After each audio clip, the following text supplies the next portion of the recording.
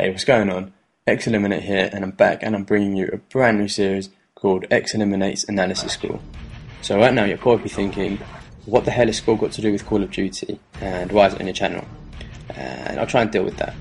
So my channel has always had two main aims: to educate and to entertain. So to try and help you guys become better Call of Duty players, whilst keeping you entertained whilst watching the videos. So it's sort of been like hitting two birds with one stone. And I think these two targets are the reasons why a lot of other YouTube channels have started over the last few years. But I think I'm going to say in the last 6 to 12 months, there's been a bit of a shift, I think, in the Call of Duty YouTube scene. So I'm talking primarily about the larger commentators out there, so the Anaylsis, the Woody's Gamer Tags, the Wings of Redemptions and stuff like that. Yeah, I think there's been a shift from talking about the gameplay to...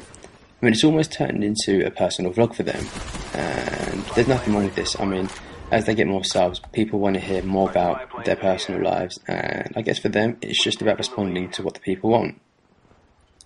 But it's left a pretty big gap in YouTube now, where not that many commentators talk about the game that much and try and help you guys out. Instead, it's more of a personal vlog. And so what I want to try and do with these analysis score videos is to try and bring some of that old YouTube back, so to try and help you guys out. I know for me personally, I started watching these Call of Duty YouTube videos, actually YouTube as a whole, back when World at War was out, and I used to play that. I used to think that was a great game, and I was a really bad player. I think I must have had by the end around about 1.2 KD, and there was a lot of camping in that, a lot of kill holding, a lot of not playing the objective, and I was just a really poor player and a really bad team player as well. And so I watched these guys to try and help me out, try and help become a better player, and I think it's worked for the most part. But it seems like nowadays there's less and less of the YouTube commentators in Call of Duty creating what I'm going to call these helpful videos. So that might not be the right term, but you kind of get what I mean. So the videos which help you out, help you try and become a better player, and just stuff like that. And yeah, and so it seems like you don't find much of this content on YouTube now that's current. And so what I want to try and do with the score analysis sessions is to try and bring some of that back, but in a different way to how all the old guys, I'm going to say old guys, you can call them veterans or not, or whatever, but yeah, so in a different way to how all the old guys used to do it. So it's going to be a completely new format, a completely unique format, and hopefully that will keep it fresh enough for you guys to keep entertained, and so you'll enjoy it a lot. So right now I'm sure there's some of you thinking, how are you going to keep it fresh and unique like you said? And so I'll try and list a couple of ways. So to start, I think a lot of the tutorial videos and help videos on YouTube now for Black Ops are generally quite generic, and I'm going to say past their sell-by date. So I'll give you an example. So a lot of people say how you know it's best not to roam around corners, because if you do, you won't be able to ADS your weapon in time, and yeah, it's just not a good idea all around. And whilst this is true, I'm starting to think these tips are getting to be a little bit redundant. So people have been saying this for the last 2 or 3 years now, and for the most part people have been playing Call of Duty for the last 2 or 3 years, and so I kind of get the impression people either already know these tips and have already implemented it in their game, or have heard about these tips and either have tried to implement it and it wasn't successful, or just don't want to implement it because maybe there's other ways which they find quite better for them. And I think it's the same situation for these tips which you see thrown about a lot these days. And look, you'll see free kill baby, that's how we like them. But yeah, so I don't think these generic tips are really all that useful. And so what I want to do on this score analysis series is give tips a little bit more specific, so a little bit more tailored to Black Ops. So what I'll do is each video I'll take a different map. So in this case it's Radiation, and I'll give some tips related to that map. So I'll try and give opening routes that I recommend. So I'll try and give 2 from each side, and also what I'll do is I'll show the heat spots of the map, so where the action is, and how to best place yourself so you can take advantage of the high trafficked areas and benefit the most from it. and then if there's anything else that I feel could be useful, then I'll just chuck it in the video somewhere. But yeah, so that's pretty much it. So that's the general gist of these new score analysis videos, and I think they're some pretty awesome. So I think there's something which you guys could enjoy a lot and have a lot of fun watching. But anyway, that's enough of an intro to the series. Let's get into today's video, which is a TDM on Radiation. Now, Radiation is one of the maps where I think pretty much everybody enjoys playing it. I haven't heard too many complaints, and I think one of the big reasons for that is because it's pretty balanced, right? So there's not a massive advantage or disadvantage depending on where you spawn. So there's good opening routes from both spawns, and as a whole, the game always seems pretty balanced. And this is the opposite to, let's say, on Grid, where if you spawn in the fields, so outside of the power plant, you seem to be at a pretty big disadvantage to the enemy team, right?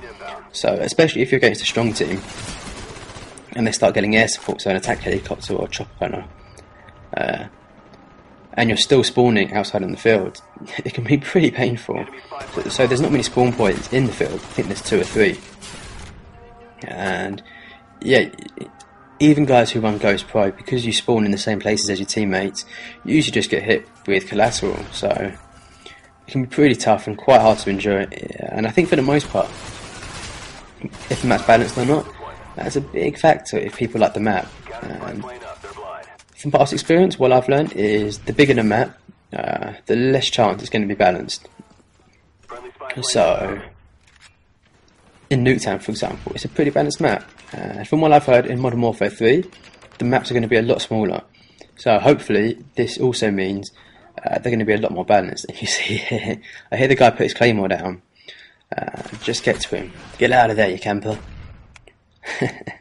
So that's pretty much my take on map balance in Black Ops. But let's get more into Radiation specifically. So where I am now is a huge heat spot for Radiation. And it's pretty much regardless of game type. So it's popular in TDM, but it's also popular in Domination because that's where the B flag is, and also in Demolition because that's where the B bomb is. I think it's the B bomb. Don't quote me on that. Yes, it's always a really popular part of the map. And you'll see me come to a box here, which is sort of the counter to it. So you see the boxes where I'm ADSing. You always find people there, especially in the objective game type, so Domination, Demolition. And you can pretty much bet that most people behind these boxes will be ADS down the corridor. So if you're running down, the chances of you surviving and managing to take them out, I'm going to say pretty slim. But one way of clearing them out, which I find works pretty well, is to open up the top latch and then throw some smoke down. So most of the time people aren't expecting you to run smoke. It's not that common tactical grenade to run. So you throw some smoke down and it usually disorientates the enemy, and you follow this by a lethal grenade, whether that's your Frag or your Semtex, and it usually works pretty well. But anyway, let's get on to the next part of the video, where I look at the heat spots of the map and tell you where to best position yourself in these specific areas. And here it's either the boxes on the right, I'm going to say that's the best spot, but if they're taken, then it's behind the generators on the right of your screen now. They're usually the best. And now let's pop over to the second most highest trafficked area of the map, and the best spot here is behind the boxes just in front of you now. So you can ADS through that main entrance and pick up a lot of easy kills. But anyway, let's move on to the final part of the video, which is where we look at opening routes. And I'll try and do 2 from each spawn side. So the first one here is you go through the back entrance of the main building, enter the main room, and then go up the stairs to the control room. And then once you're in there, you go prone at the top of the stairs, and you have a great view of the main entrance into the main building, and you can pick up a lot of easy kills right off the bat. And now let's go to our second opening route. And for this one, we go to the underground corridor, and I'm pretty sure you guessed it. We go to our favourite box, and we ADS and pick off any unsuspecting enemies, and pick up some nice easy kills, and you don't have to worry about watching it back because the enemies wouldn't have had time to run around there yet. But now let's mix things up a little bit and switch spawn sides and do a couple of opening routes from here. So here we go up the stairs and we head towards the main building.